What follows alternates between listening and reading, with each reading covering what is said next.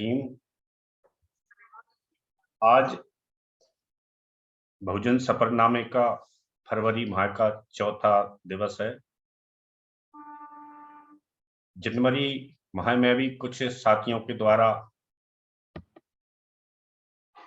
सफरनामे पर अपनी तरफ से बातें रखने की कोशिश से रही है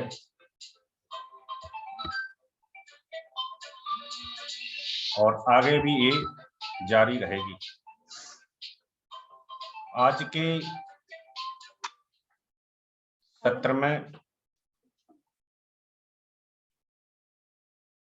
विशेष सत्र नहीं है, न कोई विशेष वार्ता है, लेकिन आगे जो भी वक्तागण अपनी बात रखेंगे, बहुजन सफरनामे पर किस तरीके से बात रखने चाहिए, उस संबंध में हम चर्चा करेंगे। कोई स्पीच नहीं है और ना ही मेरी तरफ से कोई निर्देश रहेंगे। सिर्फ एक कोशिश रहेगी मेरी कि बहुजन सफरनामे पर किस तरीके से हम बात रख सकते हैं। बहुजन सफरनामे के नायक कौन कौन हैं, ये नायक क्यों कहे जाते हैं, इन्होंने समाज के लिए क्या किया है और समाज के लिए इनके द्वारा क्या कार्य बताए गए हैं। क्या समाज या समाज के नेतृत्वकर्ता उस कार्य को योजनाबद्ध तरीके से मैदान में और समाज के अंतिम व्यक्ति तक ले जाने में सफल हो रहे हैं। ये चर्चा मैं 1 to 1 आज मैं रखने की कोशिश करूंगा।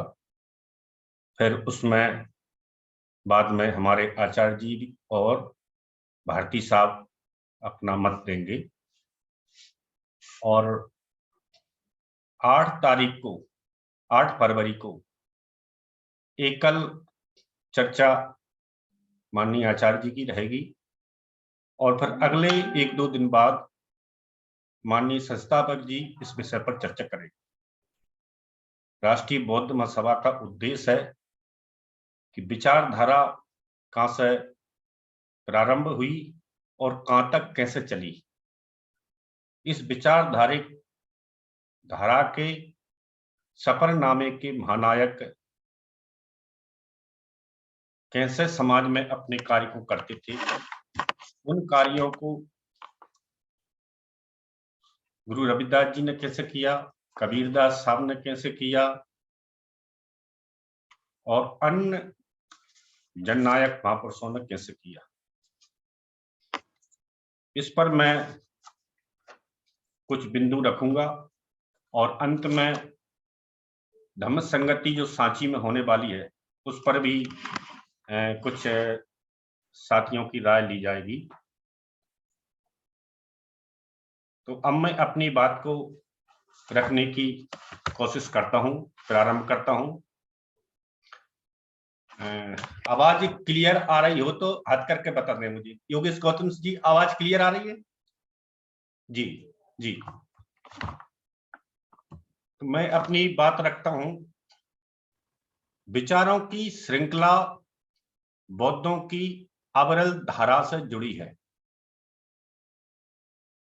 विचारों की श्रृंखला, विचार और विचारों की श्रृंखला, श्रृंखला एक बड़ी चेन को कहा जाता है कि श्रृंखला होती क्या है और इसका प्रारंभ कहां से होता है? बौद्धों की अविरल धारा से जुड़ी हुई है।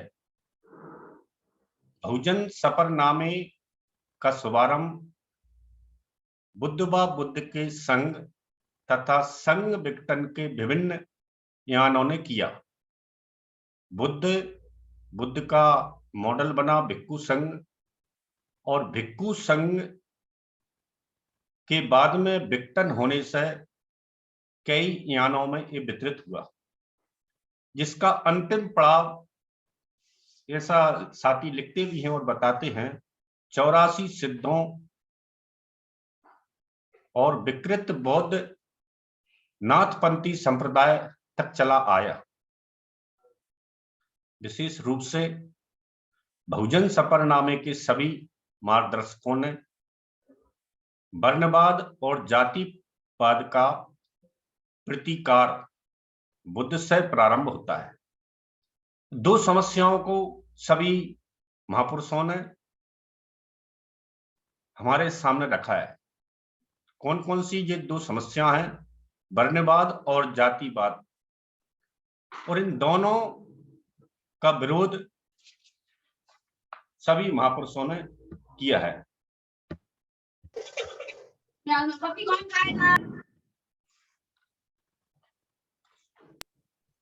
प्रतिकार इसका आपकी आवाज नहीं आ रही है। आवाज नहीं आ रही? साफ नहीं आ रही है। अब साफ आ रही है? बिल्कुल नहीं आ रही है। अच्छा, मैं हेडफोन लगाता हूँ।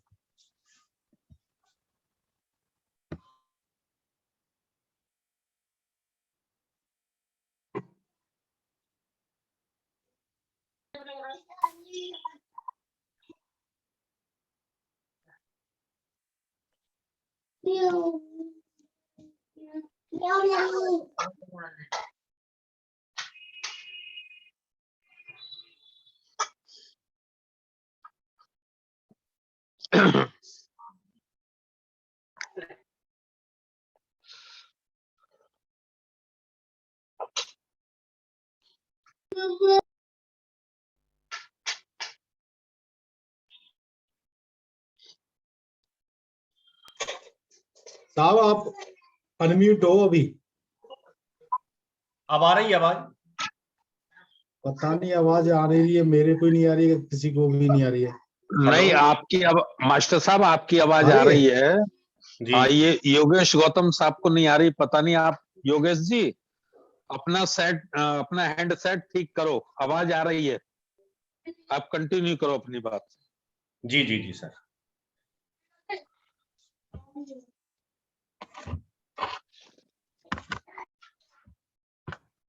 विशेष रूप से मैं ये बात रखने की कोशिश कर रहा था सभी महापुरुषों और मार्गदर्शक और जननायकों के संबंध में कि बहुजन सफरनामे के सभी मार्गदर्शकों ने विशेषकर दो बातों का विरोध किया, वर्णवाद और जातिवाद। और बाबा साहब ने इसे विशेषकर विश्व की सबसे बड़ी समस्या बताया कि विशेषकर सबसे बड़ी विश्व की सबसे बड़ी समस्या है।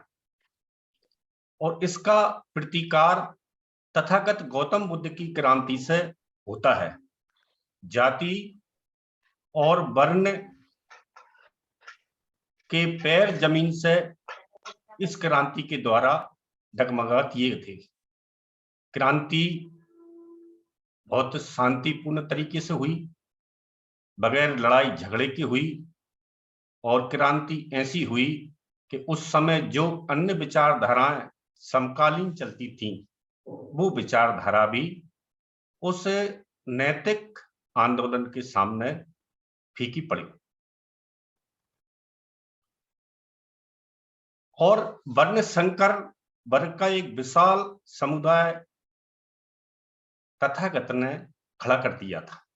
वर्ण संकर में क्यों कह रहा हूं कि उस समय की जो जातिवाद की व्यवस्था थी उसके अनुसार बुद्ध ने बहुत सारे जाति, संप्रदाय और वर्ग से इतने जातियों के साथी नैतिक रूप से खड़े कर दिए थे कि उनके सामने कोई भी व्यवस्था टिकने में कामयाब नहीं हो रही थी। बहुत बड़ा समुदाय बुद्ध के द्वारा खड़ा कर दिया गया था। परंतु वर्णवाद और जातिवाद की लड़ाई इस देश में पक्ष और प्रतिपक्ष के रूप में लड़ी गई। वर्ण और जाति की लड़ाई जहां होती है तो दो गुट खड़े हो जाते हैं। एक इसको खत्म करने वाला गुट है और दूसरा इसको यथा स्थितिवाद के रूप में हमेशा हमेशा चलाए रखना चाहता है। और इसी लड़ाई को हमारे सभी महापुरुषों के द्वारा लड़ी गई है। आज तक वर्तमान तक ये व्यवस्था बुद्ध के समय से लेकर अस्तित्व में बनी हुई है।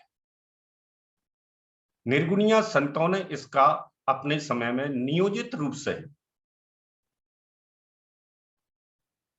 प्रत्येक स्तर पर विरोध किया, नियोजित तरीके से प्रत्येक स्तर पर विरोध किया, सामाजिक स्तर पर, राजनीतिक स्तर पर, धार्मिक स्तर पर और रूढ़ी रीति रिवाजों के स्तर पर। जितने भी 150 महापुरुष हुए हैं, उन सभी महापुरुषों ने इसका विरोध किया है। इनके क्षेत्रवाद और भाषावाद अलग अलग होने पर भी बुद्ध का प्रिंसिपल चेंज नहीं हुआ। कुछ कार्य करने के रूल्स बदल गए, तरीके बदल गए, लेकिन जो मुख्य समस्या थी वो भारत में यथास्थिति बनी रही।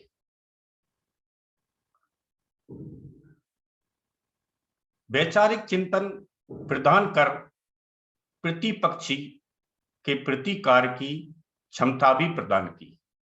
बुद्ध का इतना वैचारिक चिंतन मीमांसा समाज में नैतिक रूप से रखा गया कि वैचारिक चिंतन एक विपक्षी के रूप में खड़ा करके इसको एकत्रित होने के लिए एक क्षमतावान संगठन बनाने का हर बार प्रत्येक महापुरुष ने कार्य किया है।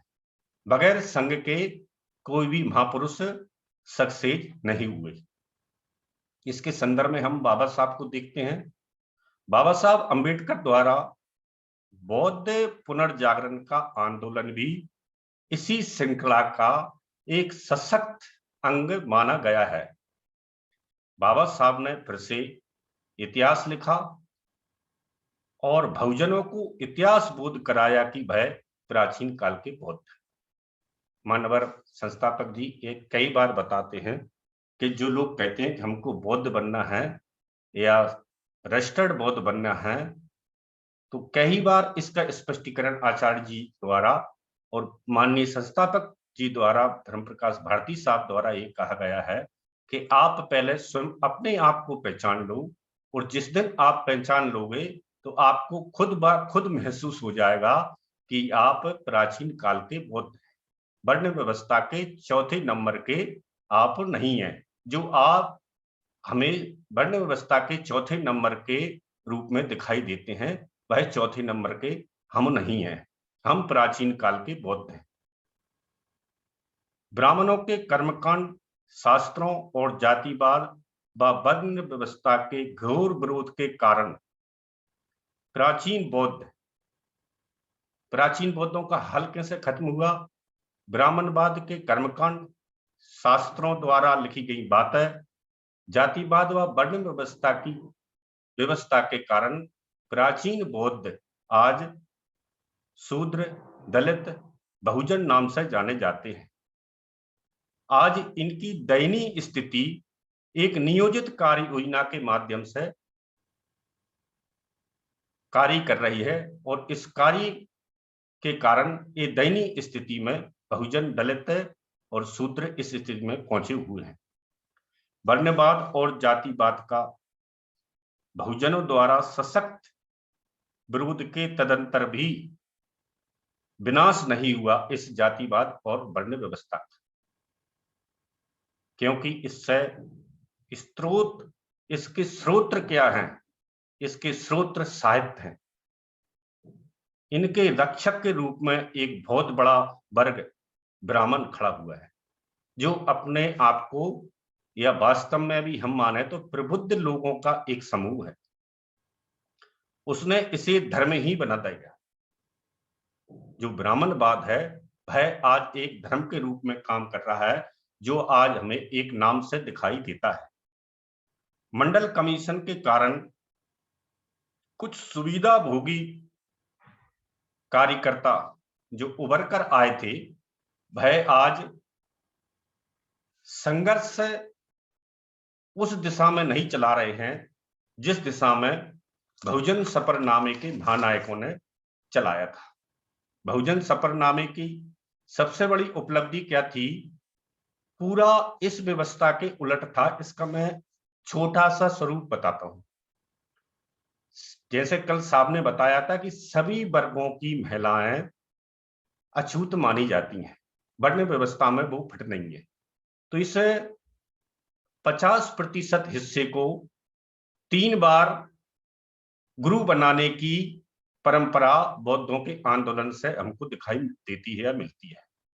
प्रथम समय में महिलाओं को गुरु बनाने का दर्जा भिक्खुनी संघ में तथागत के समय में प्रजापति गौतमी को पहली भिक्खुनी बनाकर दिया गया। तो ये उस व्यवस्था के विरुद्ध कार्य होता उन्हें दिखाई दिया, इसलिए वो अपने स्थान जो बरकरार बनाए हुए हैं वह डगमगा जाते।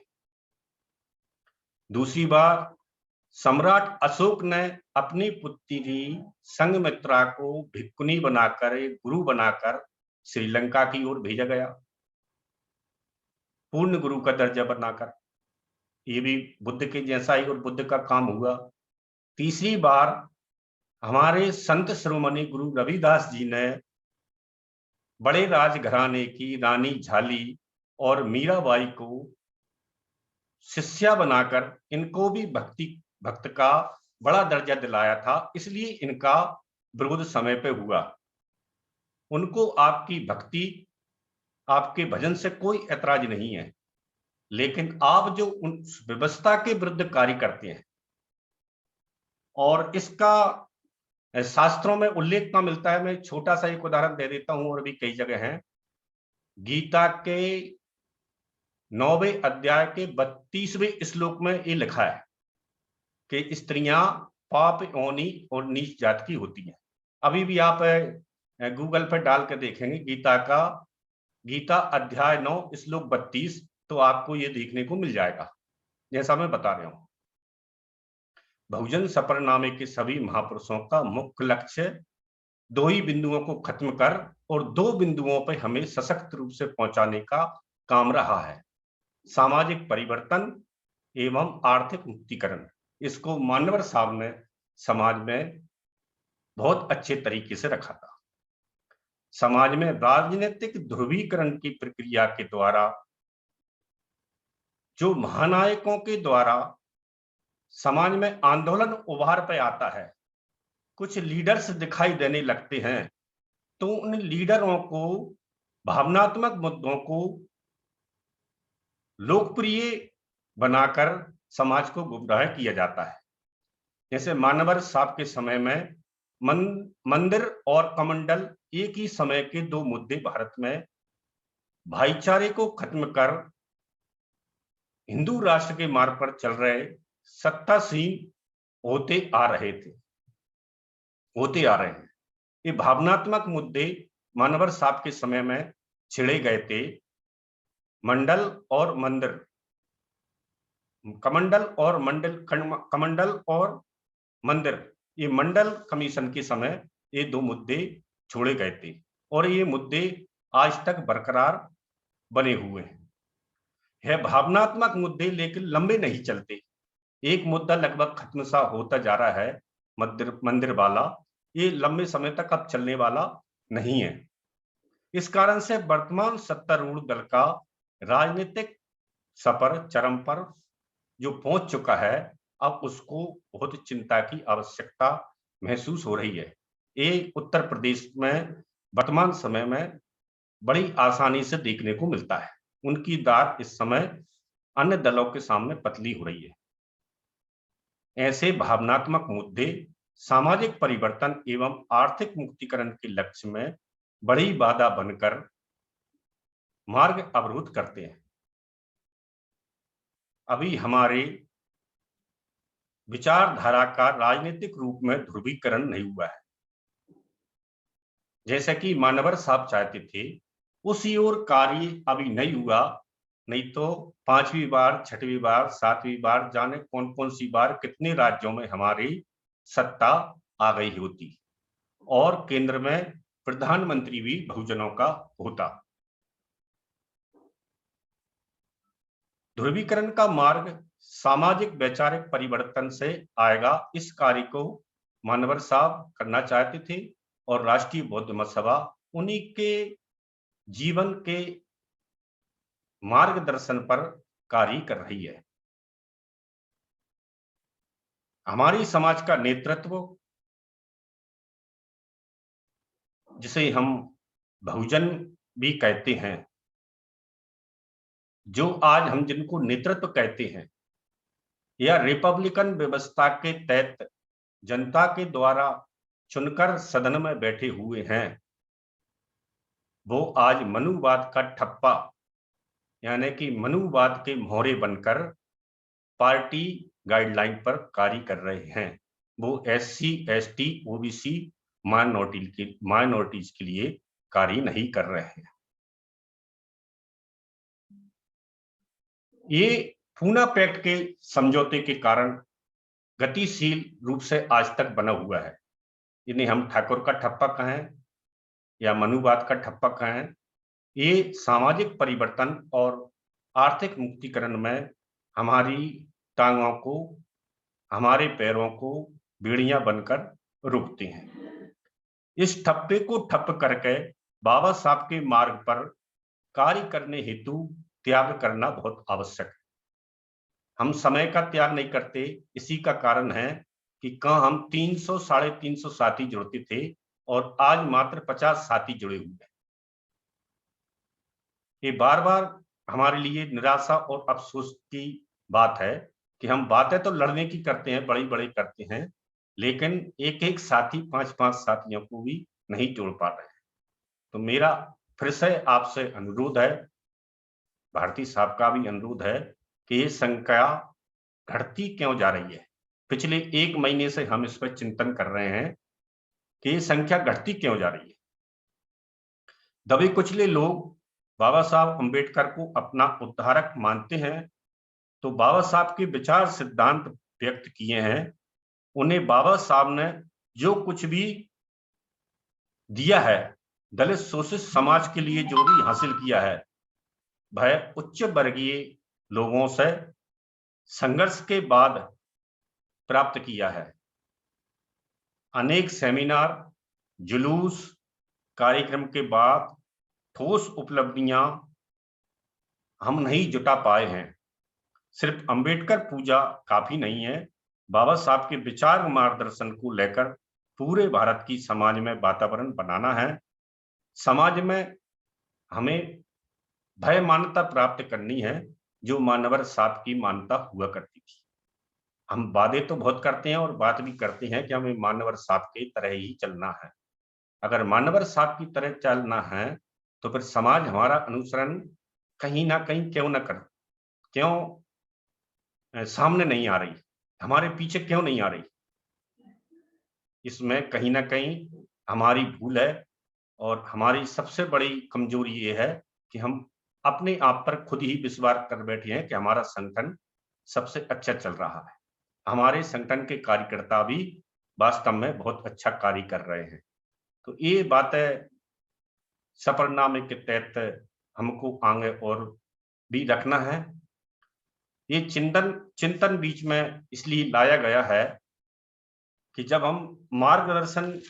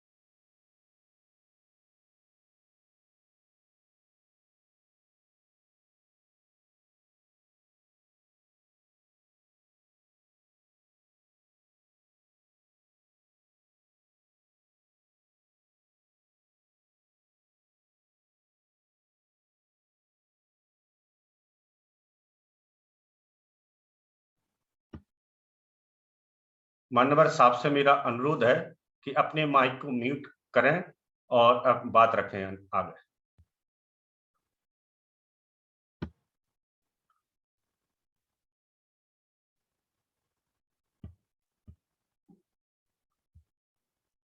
साहब, मेरी आवाज नहीं आ रही?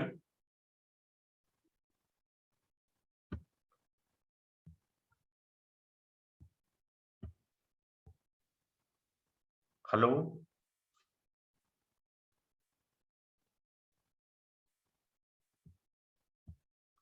साहब से मेरा अनुरोध है कि अपने माइक को अनम्यूट करें। जी सर। हाँ जी जी, मेरी आवाज आ रही है? जी आ रही है। जी जी।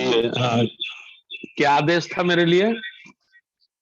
सर, सांची के कार्यक्रम से संबंधित साथियों को कुछ गाइडलाइन और दे दें, इसके लिए मैंने आप सादर आमंत्रित करता हूँ। जी जी जी, धन्यवाद। लाइट और चला दो। सांची से संबंधित कार्यक्रम के लिए 13 फरवरी को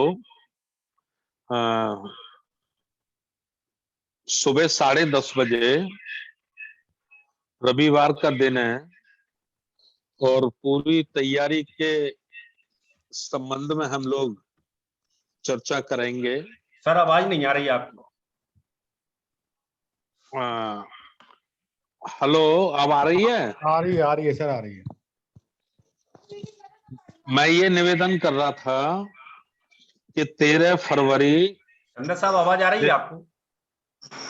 आपकी आवाज तो आ रही, मेरी नहीं आ रही क्या आपको? हेलो, हेलो जी, मेरी आवाज आ रही है क्या? आ रही है आवाज? हाँ आ रही है, आपका सारे माइक लोग अनम्यूट है, हाथ बात कर रख रहे हैं, आ सकते हैं। रही है। साहब की नहीं आ रही मुझे आवाज।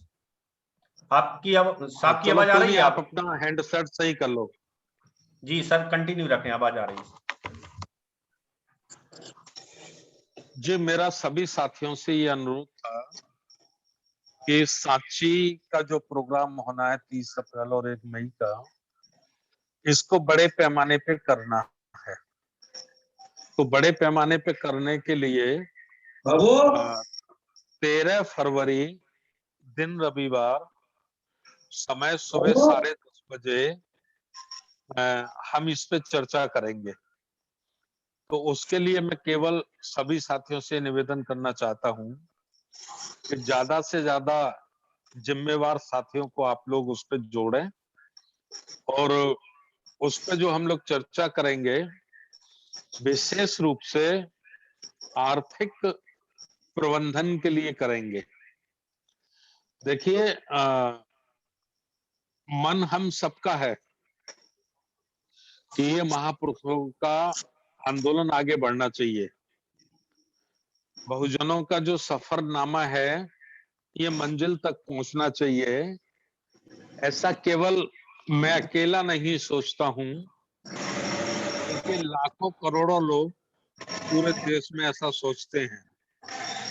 अब सवाल ये खड़ा होता है कि लाखों करोड़ों लोग जब ऐसा सोचते हैं कि हमारे महापुरुषों का जो मूवमेंट है, आंदोलन है, वो कामयाब होना चाहिए, तो कामयाब होता क्यों नहीं है? कामयाब क्यों नहीं होता है, ये बड़ा प्रश्न हम लोगों के बीच में है।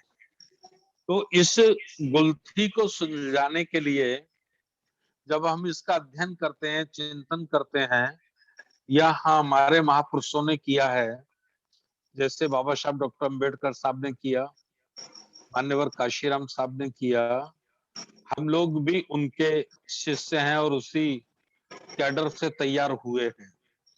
तो इसमें हमें 3 चीजों की अत्यंत आवश्यकता है। 3 चीजों की आवश्यकता, अर्थात सबसे पहली आवश्यकता है हमें धन की। धन के अभाव के कारण या धन की कमी के कारण हम जैसा सोचते हैं या लाखों लोग जैसा सोचते हैं, उससे सही रूप नहीं दे पाते। सबसे पहला हमारा ये कारण है। दूसरा कारण है कि हमारे पास महापुरुषों की सोच को पूरा करने के लिए फुल टाइम देने वाले लोग नहीं है। फुल टाइम अर्थात अपना मन तन धन सब कुछ अर्पित करने वाले लोग हमारे पास नहीं है। यह हमारी दूसरी कमजोरी है। और तीसरी कमजोरी है कि व्यापक रूप से संपूर्ण भारत के ग्राम पंचायत, विलाक, शहर, नगर, नगर पालिकाएं, जिला, कमिश्नरी तथा राज्य व राष्ट्रीय लेवल पर हमारे पास एक जैसी सोच रखने वाले लोगों का, एक जैसा काम करने वाले लोगों का, एक जैसा मूवमेंट चलाने वाले लोगों का एक संगठन नहीं है। एक संगठन नहीं है, इसलिए हम अनेकों संगठनों में बटे हुए लोग हैं। अनेकों संगठनों में बटे होने के कारण हमारी शक्ति, हमारी सोच क्षीण हो गई है, जिसका हम बहुत बड़ा प्रतिफल अर्थात एक बहुत बड़ा रिजल्ट नहीं दे पा रहे हैं। तो राष्ट्रीय बौद्ध महासभा के माध्यम से जो हमें करना है, उसके लिए राष्ट्रीय बौद्ध महासभा को व्यापक रूप से संपूर्ण भारत का एक धार्मिक, सामाजिक, आर्थिक, राजनीतिक दिशा तय करने वाला संगठन बना के तैयार करना होगा। उसी कार्य को करने के लिए राष्ट्रीय बौद्ध महासभा के सभी जिम्मेवार साथी, राष्ट्रीय कार्यकारिणी के हमारे सम्मानित सदस्यगण, राष्ट्रीय कमेटी के पदाधिकारी, राज्यों के हमारे जिम्मेवार साथी बहुत ही सोच विचार करके प्रोग्राम बनाते हैं। तो उस प्रोग्राम की प्रथम कड़ी में एक बहुत बड़ा कार्यक्रम सांची में करना है। सांची में कार्यक्रम करने का मतलब यह है कि जिनके मनोबल टूटे हैं, जिनके हौसले परास्त कर दिए गए हैं, उस बहुजन समाज का, उस मानवतावादी समाज का मनोबल बढ़ाया जा सके, उनके हौसले को मजबूत किया जा सके, उसके लिए हमें जनशक्ति का प्रदर्शन करना होगा। एक सुर, एक ताल, एक संगठन, एक बैनर, एक मंच पर हमें एक जैसे सोच रखने वाले लोगों को इकट्ठा करना होगा।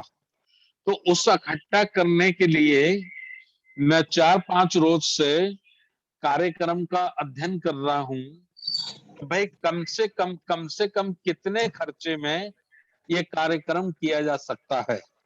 तो ये कार्यक्रम कम से कम खर्चा भी हम करते हैं, बहुत शॉर्टकट करके भी हम खर्चा करते हैं, तो 50 लाख रुपए से कम इसका खर्च नहीं हो रहा।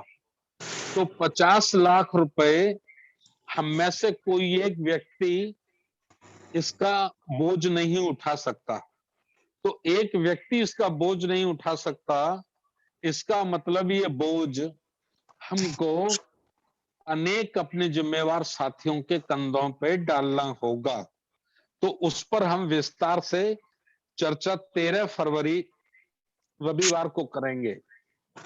और जैसा हमारे माननीय बादल सिंह बहुत साहब ने कहा कि संख्या हमारी कम हो रही है, तो उस संख्या जो कम हो रही है, तो ऐसा लगता है भाई इसका कारण क्या है। तो मैं इसका कारण जो समझा हूं, वो कारण इसका यह है कि हमारे लोग आंदोलन चलाना तो चाहते हैं, महापुरुषों का आंदोलन पूरा हो, भारत बौद्ध में है, प्रबुद्ध भारत हो, कोई शोषित पीड़ित ना रहे, किसी के साथ अन्याय अत्याचार ना हो, ऐसा तो हमारे लोग चाहते हैं, ये उनकी चाहत है। लेकिन इस चाहत को पूरा करने के लिए त्याग करना नहीं चाहते। इस चाहत को पूरा करने के लिए अपने दिल को बड़ा करना नहीं चाहते, अपना एक ऐसा योगदान करना नहीं चाहते जो समाज के लिए प्रेरणा स्रोत हो, समाज के लिए उदाहरण हो। ये हमारी कमजोरी है। तो इस कमजोरी को दूर करने के लिए हमें काम करना होगा। जिन महापुरुषों ने, जिनका बहुजन सफरनामा चल रहा है, उससे हम सीखें। भाई हम संत रविदास की बात करते हैं, संत कबीर की बात करते हैं, या अपने अन्य महापुरुषों की बातें करते हैं, तो उनके जीवन से ये सीखें कि उनका त्याग क्या है, समाज के प्रति उनका त्याग क्या है। अगर उस त्याग का हम 1% भाग भी अपने स्वयं के अंदर लाते हैं तो हम उनके आंदोलन को पूरा कर सकते हैं। केवल हम सोचते रहें, केवल हम कहते रहें, उससे कुछ भी होने वाला नहीं है। मैं समझता हूं जो संख्या कम हो रही है उसका एक ये भी कारण है कि भाई ये आरजीएम के लोग तो पैसा मांगते हैं, तो पैसे के बगैर ये आंदोलन कभी नहीं चल सकता। मैं आपको एक बार का उदाहरण एक मान्यवर काशीराम साहब का आपको बताना चाहता हूं। हरियाणा के साथी जुड़े होंगे, पुराने साथी तो उनको मालूम होगा। एक आईपीएस अधिकारी आईजी पद से रिटायर हुए हरियाणा में, और वो शेड्यूल कास्ट की चमार जाति के थे। उन्होंने मान्यवर काशीराम साहब से टाइम लिया और मिले, और काशीराम साहब को कहा कि काशीराम जी, आपका आंदोलन मुझे बहुत पसंद है। अब चूंकि मैं रिटायर हो गया हूं तो मैं भी आपके साथ काम करना चाहता हूं, मैं भी इस आंदोलन में का भाग बनना चाहता हूं, हिस्सा बनना चाहता हूं। तो कांशीराम साहब ने उनके जो कार्यालय के उस समय इंचार्ज होते थे टमटा को कहा, भाई एक मेंबरशिप की किताब लाओ। मेंबरशिप जब हमारा 10 रुपए हो गया था तो 10 रुपए की एक किताब मंगाई 100 पीस की, और 1000 रुपए उसका होता है। तो वो उन्होंने उसको हरियाणा के रिटायर्ड आईजी को दे दी जो चमार जाति से था। तो उसने कहा, साहब ये क्या है? तो उन्होंने कहा, ये 10-10 रुपए से आपको 100 मेंबर बनाने हैं और इसका 1000 रुपया आपको सेंटर ऑफिस में जमा करना है।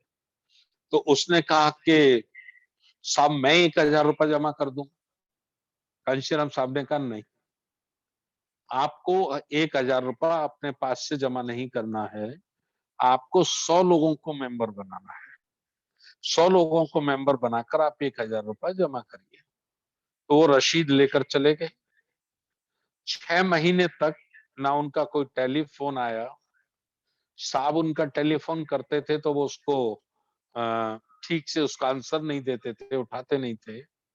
तो हमारे उस समय हरियाणा प्रदेश के अध्यक्ष होते थे, जो सांसद रहे बसपा से, अमन कुमार नागरा। अमन कुमार नागरा जी को साहब ने कहा कि भाई देखो, इस नाम का एक बड़ा पुलिस का अधिकारी रिटायर होकर मेरे पास आया था और वो 1000 रुपए की मेरी बुक ले गया है, और जब से वो लौट के नहीं आया उसको ढूंढो। तो अमन कुमार नागरा उनको ढूंढते ढूंढते पहुंचे। तो उन्होंने कहा, साहब ने आपको याद किया है। तो उसने कहा, आईजी ने कहा कि अरे यार, ये काशीराम का क्या दिमाग खराब है? मैं इतना बड़ा ऑफिसर, मैं गया कांशीराम के पास और उन्होंने मुझे ये किताब पकड़ा दी। ये किताब रखी है, मैं 10-10 रुपए किसी से भीख नहीं मांग सकता। तो उन्होंने किताब वापिस ले ली और जाकर साहब को सुनाया। तो साहब ने कहा, मैं जानता था, मुझे उम्मीद थी कि ये कांशीराम के साथ नहीं चल पाएगा, इसलिए मैंने उसका टेस्ट लिया था। तो कांशीराम साहब सदैव जब भी बड़े लोग मिलते थे तो वो एक ही बात कहते थे कि भाई कांशीराम के साथ चलना मुझे लगता नहीं कि संभव। कांशीराम के साथ वही चल सकता है जो कांशीराम की बात को मानता हो। कई सभाओं में कांशीराम साहब ने एक शेर सुनाते थे, कबीरा खड़ा बीच बाजार ले लंगोटी हाथ, और जो फूके घर आपना सो चले हमारे साथ। तो ये बात मैंने इसलिए कही है, कांशीराम साहब के हम लोग शिष्य हैं और उनके मिशन की बात करते हैं, तो ये बात एक एग्जाम्पल मैंने इसलिए दिया है कि आदमी चाहे जितना बड़ा हो, चाहे जितनी बड़ी पोस्ट से रिटायर हुआ हो या पोस्ट पे हो, चाहे जितना धनवान हो, और अगर वो समाज के बीच में जाकर समाज के आंदोलन के लिए वो समाज से धन इकट्ठा नहीं कर सकता, पैसा इकट्ठा नहीं कर सकता, तो वो कभी समाज का नेतृत्व नहीं कर सकता, वो समाज का कभी सच्चा लीडर नहीं बन सकता। ठीक उसी दोहराई पर हम आज खड़े हैं।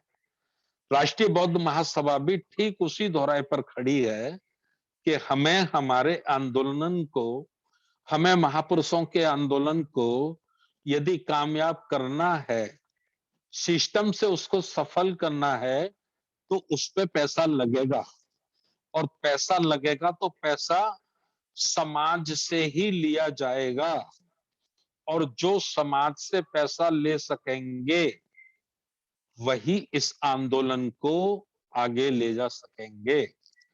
केवल हम 10,000 दूसरे संगठनों की तरह अपना भी नाम लिखाते रहें तो इससे कोई फायदा होने वाला नहीं है। तो ये मैं बातें इसलिए मैंने आज आपको बताई हैं। एक अपने जीवन की बात और मैं आपको बता दूं, 1980 से बामसेफ के हमारे बाबूजी दयाराम जी होते थे, जो मान्यवर काशीराम साहब को आगरा लाए, तो वो उनका मेरे घर आना जाना था, और मेरी एक जूते की फैक्ट्री चलती थी, रजिस्टर्ड फैक्ट्री थी। तो वो मेंबरशिप की किताब वही 10-10 रुपए वाली मुझे दे दिया करते थे। जब तो हमारी 2 रुपए की मेंबरशिप थी, उसके बाद 10 रुपए की हुई थी, तो दे दिया करते थे, और मैं उनको 2-3-4 चक्कर लगाने के बाद 1,000 रुपए अपनी पॉकेट से दे दिया करता था। मैं उस बुक को अपनी अलमारी में रख देता था। मुझे ये लगता था यार मैं किससे मांगूंगा, लोग मुझे क्या समझेंगे, पता नहीं लोग मेरे बारे में क्या सोचेंगे। और ये बात मुझे बार बार बाबूजी दयाराम जी कहते थे कि देख धर्म प्रकाश, तू पॉकेट से कब तक देगा, समाज से मांगा कर। मैं कहता था बाबूजी मुझसे भीख नहीं मांगी जाती, मैं नहीं भीख मांग सकता, आप लोग करो इस काम को, मुझसे नहीं होगा। सन 87 आते आते मेरी फैक्ट्री में ताला लग गया, और जब वो बंद हो गई तो फिर उन्होंने मुझे किताब दी। तो मैंने कहा बाबूजी अब तो मेरे पास भी पैसे नहीं हैं। बोले मैं इसीलिए कहता था कि समाज से लेना सीखो, अब शुरू करो समाज से लेना। तो हमने कहा बाबूजी हमें सिखाओ। तो हम बाबूजी के साथ जाते थे, दयाराम जी के जो सीओडी में नौकरी करते थे, और वो चंदा करते थे, हमने उनसे चंदा करना सीखा। और वो समय ऐसा था कि समाज बैठने भी नहीं देता था, समाज बिल्कुल भी हमें सहयोग नहीं करता था, लेकिन उसके बाद भी हम लोग पैसा लेके आते थे। कैसे लेके आते थे? 5, 7, 8 लोग इकट्ठे जाते थे, और जब इकट्ठे जाते थे तो इकट्ठे लोगों को देखकर किसी की हिम्मत मना करने की नहीं होती थी, अर्थात पैसा लोग देते थे। तो धीरे धीरे धीरे धीरे धीरे धीरे हम इंटरनेशनल फकीर हो गए। यानी मैं धर्म प्रकाश भारतीय उस समय चंदा करने में इतना एक्सपर्ट हो गया कि कोई ये कहता था कि साहब फला व्यक्ति नहीं देता, तो मैं कहता था कि चलो मैं चलूंगा, मुझे लेकर चलना, मैं देखता हूं वो व्यक्ति कैसे देगा। और कोई घर ऐसा नहीं था जिस घर से हम पैसा लेके नहीं आते थे। तो इस तरह से उत्तर प्रदेश में हम लोगों ने मान्यवर काशीराम साहब के आंदोलन को सफल किया। इंटरनेशनल भिखारी लोग हमें कहते थे, लोग कहते थे भाई ये अंतरजातीय भिखारी हैं, मतलब सॉरी इंटरनेशनल भिखारी हैं ये लोग। तो ये सारी चीजें हैं, ये सारी चीजें हैं, लेकिन आज कम से कम वो स्थिति नहीं है, ऐसा संकट भी हमारे सामने नहीं है।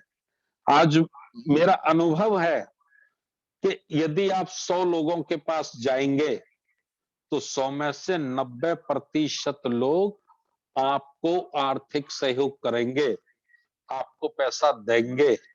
ये फर्क हो सकता है कि आप उससे 5,000 की उम्मीद करते थे, वो 2,000 ही दे, 2,000 की उम्मीद करते थे तो 1,000 दे, 1,000 की उम्मीद करते थे तो 500 दे, 500 की उम्मीद करते थे तो 100 रुपए दे। ये फर्क तो आ सकता है, लेकिन 100 में से 90 लोग आपको पैसा देंगे, इज्जत देंगे, पानी पिलाएंगे, चाय पिलाएंगे, आपका सम्मान करेंगे। आज हम ऐसे पायदान पर खड़े हैं, तो बहुत मुश्किल नहीं है। मुश्किल कहां है कि व्यक्ति खुद ही में निर्णय कर लेता है। खुद ही में क्या निर्णय? भाई वो देगा कि नहीं देगा, पता नहीं, मना नहीं कर दे, मना कर देगा तो मेरा अपमान हो जाएगा, मेरी बेइज्जती हो जाएगी। अरे भाई, अगर हारना ही है तो मैदान में लड़के हारो, पहलवान से लड़के हारो, बिना लड़े क्यों हार रहे हो सकता है लड़ने में कोई दांव आपका चल जाए, सामने वाला पहलवान चाहे जितना मजबूत हो, आपके एक दांव में चित्त हो जाए, आप जीत जाए, और फिर कोई नहीं देगा तो आपको पकड़ के तो घर नहीं बिठा लेगा, उसको एक पर्चा दे दीजिए, एक कार्ड दे दीजिए, कम से कम कार्यक्रम में आने का निमंत्रण तो दे ही देंगे आप। तो इस तरह से आपका जनसंपर्क बढ़ेगा, लोगों में आपका परिचय बढ़ेगा, और लोगों में आंदोलन के प्रति रुझान बढ़ेगा, उनका आत्मविश्वास बढ़ेगा, उनका मोरल बढ़ेगा। तो ये बातें मैंने इसलिए कही हैं कि हम 13 फरवरी को जो बात करेंगे वो आर्थिक रूप से करेंगे। अगर 50 लाख रुपए कलेक्शन करके हम लोग इस कार्यक्रम को अपेक्षा के अनुसार जैसा सोचते हैं, जैसा डिजाइन किया है, वैसा करने में सफल हो गए तो 100 करोड़ लोग जो ना कभी हिंदू थे, ना हिंदू हैं, ना दुनिया का कोई ग्रंथ उनको हिंदू साबित कर सकता है, ऐसे लोग बहुत जल्दी बुद्ध धम्म के मार्ग पर चलने के लिए विवश होंगे। ये मैं आप लोगों से कह रहा हूं।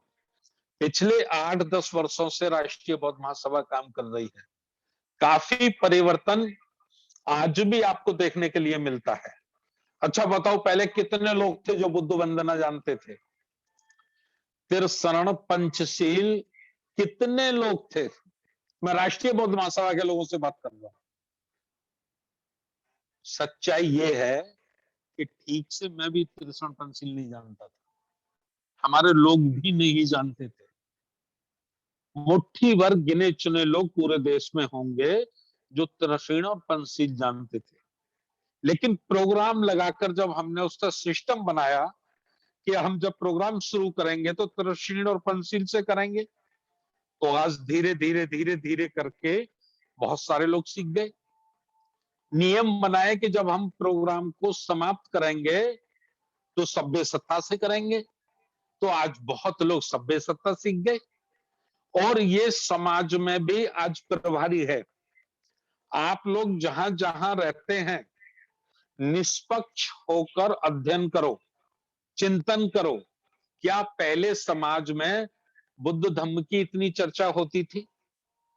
क्या विवाह शादी संस्कार पहले, आज से 10 वर्ष पहले बुद्ध धर्म से इतने होते थे? क्या उठावनी जो हमारे लोग एक्सपायर हो जाते हैं, मृत्यु हो जाती है, उनके संस्कार जो होते थे बुद्ध धर्म से होते थे? नहीं होते थे। आज बड़े पैमाने पर लोग बुद्ध संस्कारों से अपने घर में प्रोग्राम कर रहे हैं। जन्मदिन हो, शादी हो, विवाह हो, लगन हो, सगाई हो या उठावनी हो, शांति पाठ हो, तो ये इसको हमें गति देनी है, इसको मल्टी पर्पज अप्लाई करना है, बहुत तेजी से बहुत तेजी से बहुत तेजी से इसको आगे बढ़ाना है। और ये कब बढ़ेगा?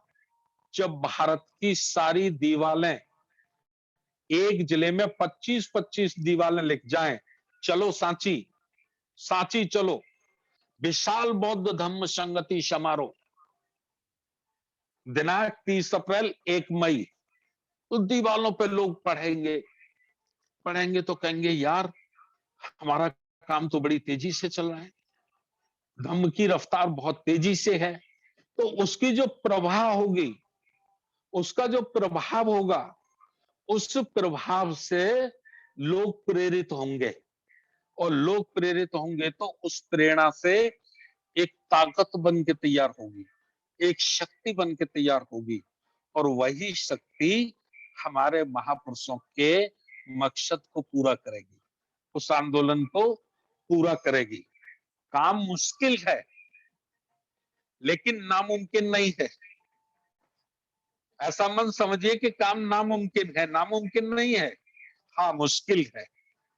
हजारों वर्षों की बिगड़ी हुई बात है, तो हजारों वर्षों की बिगड़ी हुई बात को बनाने में समय लगेगा, लेकिन त्याग भी लगेगा, धन भी लगेगा, लोग भी लगेंगे, और हमको योजनाएं भी बनानी होंगी।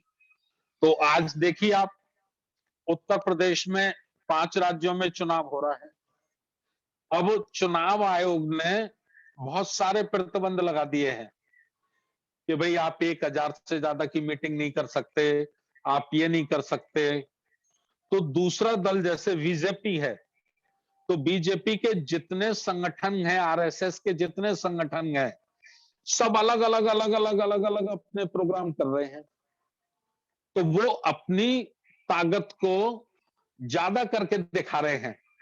उधर वो इलाहाबाद में साधु संत बैठे हैं, वो इस वक्त मीटिंग कर रहे हैं कि हमें हिंदू राष्ट्र बनाना है, हमें हिंदू संविधान बनाना है, और मीडिया उसका प्रचार प्रसार कर रहा है। अर्थात मेरा कहने का मतलब ये है कि हमें भी हमारी ताकत को गांव गांव, मोहल्ले मोहल्ले, ब्लॉक, शहर में ले जाना होगा, और उसका एक मार्ग है, वह मार्ग है बहुजन समाज में जन्मे संत गुरुओं का मार्ग, और उसका बड़ा रास्ता है, बड़ा जो मैप है, वो है बुद्ध का मार्ग। बुद्ध के मार्ग से हम अपने संत गुरुओं के आंदोलन को सफल कर सकते हैं। तो आप ज्यादा से ज्यादा सफरनामा में जुड़ें, रोज जुड़ें, और 13 फरवरी को हमने कुछ लिस्ट बनाई है, जो हमारे जिम्मेवार साथी हैं, उन साथियों को हम व्यक्तिगत रूप से टारगेट देंगे कि भाई आपको 50,000 रुपए का सहयोग सांची के कार्यक्रम में देना ही देना है। निवेदन यह है कि ये समाज से इकट्ठा करके दीजिए, और यदि आप समाज से इकट्ठा करके नहीं दे सकते हैं तो अपने पास से दीजिए, लेकिन पैसा चाहिए। 50 लाख खर्च होगा तो खर्च होगा, उसमें कोई समझौता नहीं हो सकता है। टेंट वाला पैसे लेगा तो लेगा, कुर्सी वाला पैसे लेगा तो लेगा, खाने वाला पैसे लेगा तो लेगा। तो जिस तरह से जो खर्च होना है, तो वो हम सबको अपने ऊपर बांटना होगा। तो ये कोशिश ये है, फिर चूंकि हमारे पास 2.5 महीने का समय है, हम समाज से लें, ज्यादा से ज्यादा अच्छा होगा। तो बहुत बहुत धन्यवाद मास्टर मान्य बादल सिंह बौद्ध जी ने आज सफरनामा में हमें किन किन बातों को रखना है और कैसे रखना है उस पर विस्तार से अपनी चर्चा की। उन्होंने कुछ समय मुझे दिया, तो उस समय पे मैंने भी अपनी चर्चा की। मरना सबको है, मरने से पहले ऐसा काम करके जाओ कि ज्यादा दूर के लोग नहीं तो कम से कम आपके गांव और मोहल्ले के लोग आपको 100-100 बरस तक याद रखें। इतना तो करके जाइए, और ये जब भी होगा जब हम त्याग करेंगे और ऐसा काम करेंगे जिससे समाज प्रेरित होगा, समाज प्रभावित होगा, और भारत का संविधान, भारत का लोकतंत्र मजबूत होगा। बहुत बहुत धन्यवाद। हम रोज शाम को 8 बजे मिलेंगे और बड़ी तैयारी से 13 फरवरी दिन रविवार, समय सुबह 10:30 बजे आप लोग नोटिंग बुक और पेन ले लेके जरूर बैठेंगे। इसी निवेदन के साथ मैं अपनी वाणी को यहीं विराम देता हूं। बहुत बहुत धन्यवाद। नमो बुद्धाय। जय भीम। बहुत बहुत साधुवाद माननीय साहब। सभी साथियों ने साहब की बात को सुना और बहुजन सफरनामे पर किन महापुरुषों को हमें किस तरीके से बात करनी है, ये बात चर्चा भी आपने सुनी। आज के सेशन को यहीं खत्म करना चाहता हूं मैं साहब। 1 घंटा हो चुका है और किसी को बुलवाना है सर? ठीक है, कल के लिए तैयारी करें लोग। जी जी जी। तो सभी साथियों को मैं माइक ओपन करने की अनुमति देता हूं और सभी साथी अपने माइक को खोलें। सभ्य सत्ता से कार्यक्रम का हम समापन करते हैं। सभ्य सत्ता सुखी भवन्तु, सभ्य भवन्तु सभ्ये भद्रं पश्यन्तु, सभ्ये सुखी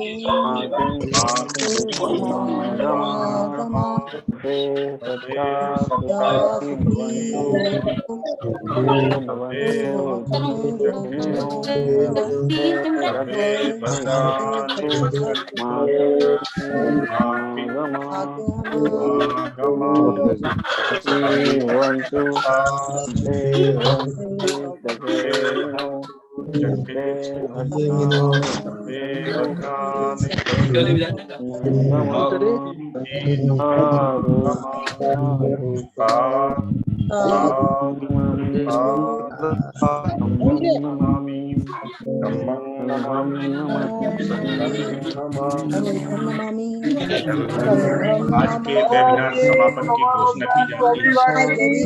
सादर नमो। सभी